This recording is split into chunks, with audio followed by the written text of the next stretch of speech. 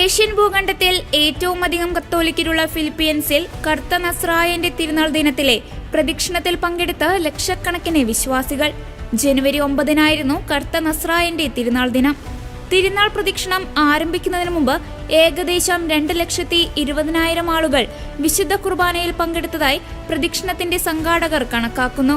Philippine star report ചെയ്യുന്നതനുസരിച്ച് ജനുവരി 9-ന് വൈകുന്നേരം കുറഞ്ഞത് 8 ലക്ഷം ആളുകൾ പള്ളിയിൽ ഒത്തുകൂടി.